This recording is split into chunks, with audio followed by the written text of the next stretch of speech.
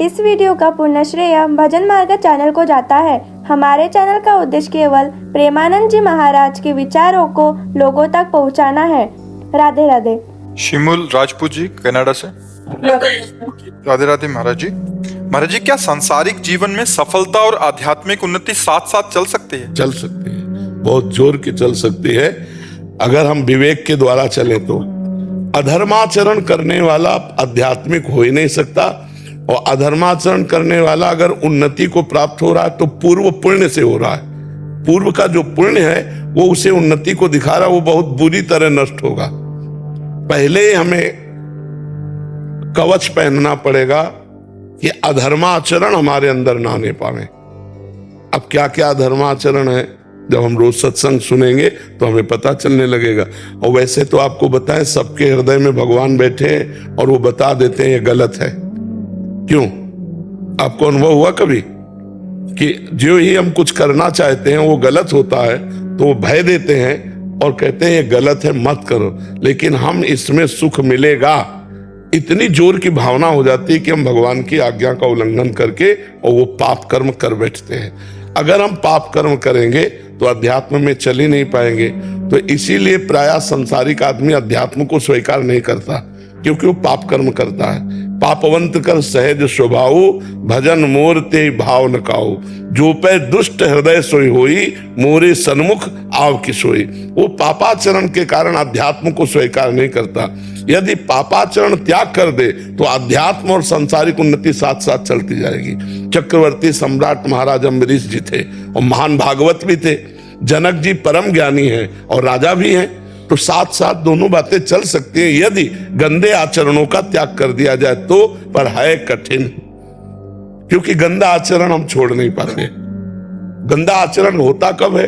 जब हम मन के अनुसार चलते हैं। और गंदा आचरण छूटता कब है? जब हम शास्त्र के अनुसार चलते हैं। तस्मात् शास्त्रम प्रमाणन्ते कार्याकार्यो व्यवस्थितो। कार्य और अकार्य की व्यवस्था शास्त्रों में की गई। तो सब शास्त्रों का ज्ञान ना हो तो संतों का संग करो, तो वो सार बातें आपको सत्संग में सुनाते रहेंगे तो आपका ज्ञान प्रकाशित होता रहेगा।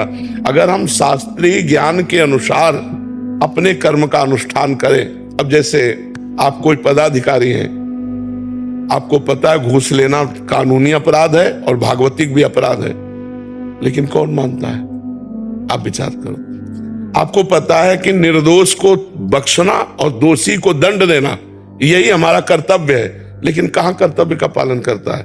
क्या वो नहीं जानता है पाप कर्म है? अब वो कहे कि हम आध्यात्मिक भी उन्नति कर ले और लौकिक भी उन्नति कर ले, तो लौकिक आ गया, लेकिन ये जब फूटेगा इसका जहर तो पूरा वंश को बर्बाद कर देगा। तो पहले तो धर्माचरण पे चलना सीखा जाए तो हम आध्यात्मिक उन्नति को प्राप्त कर लेंगे। पहले हम अपना चरित्र पवित्र करें, हमारे आचरण पवित्र हो, हमारा जीवन पवित्र हो। हम जिस कर्तव्य में हैं उसको धर्म पूर्वक करें। सबका कोई ना कोई कार्य है, ऐसा कोई संसार में नहीं जिसका कोई कार्य ना हो। कोई किसी का बेटा है, कोई किसी का पिता है, कोई किसी का पत्नी है, कोई किसी का पति है, कोई किसी का कुछ ना कुछ कर्तव्य है। अपने कर्तव्य का पालन करते हुए धर्म पूर्वक यदि भगवान का नाम जप करते हुए चला जाए तो आध्यात्मिक और लौकिक दोनों उन्नति उसके समान भाव से बढ़ती चली जाएंगी और बड़ा आनंदमय जीवन हो जाएगा, बड़ा आनंदमय जीवन हो जाएगा। पर ये तभी होगी जब पापाचरण का त्याग करके भगवान का भजन करते हुए अपने कर्तव्य का पालन करो। हम चाहे जितने बीमार हो, चाहे जितना कष्ट हो, पर हमारी ड्यूटी है आपसे बात करना, तो हम अपनी ड्यूटी को कोशिश करते हैं कि कभी हमारी छुट्टी ना हो। तुम्हारी तो छुट्टी भी होती होगी शनिवार इतवार, हमारी शनिवार इतवार ज्यादा ड्यूटी रहती है, क्योंकि तुम्हारी छुट्टी रहती है ना, तो हमारी ड्यूटी जोरदार हो जाती है। अपने कर्तव्य का धर्म पूर्वक पालन। तो तुम्हारा जो प्रश्न है कि लौकिक और आध्यात्मिक दोनों उन्नति अगर चाहिए तो पहला होगा चरित्र सही करो और धर्म से चलो, और दूसरों को शोषण करने की वृत्ति जो अंदर होती है उसका त्याग कर दो, अपने आप सब ठीक हो जाएगा। समझ पाए बच्चा? महाराज जी, धीरे धीरे इसका बहुत ज्यादा बढ़ रहा है महाराज जी, लोलुपता। ब्रह्मा जी ने सतयुग, त्रेता, द्वापर, कलयुग, ये चारों पुत्र हैं युग ब्रह्मा जी के, चारों को बुलाया और सतयुग से कहा देखो हमारी सृष्टि में नरक भी है, उस पर भी ध्यान देना। तो सतयुग ने साफ मना कर दिया। कि हमारे शासन काल में कोई भी नरक नहीं जाएगा। त्रेता से कहा तो त्रेता ने कहा बड़े भैया जैसे चलेंगे वैसे ही हम चलेंगे। द्वापर से कहा, द्वापर ने कहा आपकी आज्ञा का हम पालन करने की कोशिश करेंगे।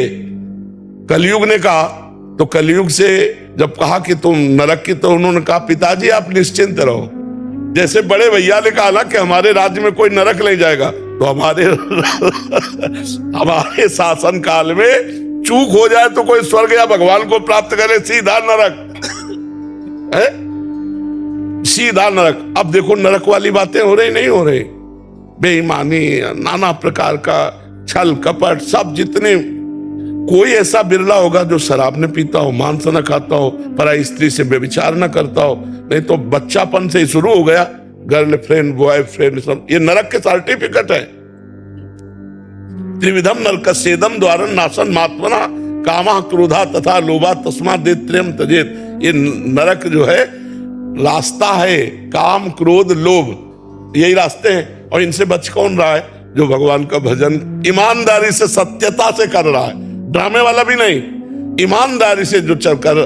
तो इसीलिए कलयुग का प्रभाव है, मुश्किल से कोई स्वर्ग या ब्रह्म पद जाए, नहीं तो सीधे नरक का सर्टिफिकेट है।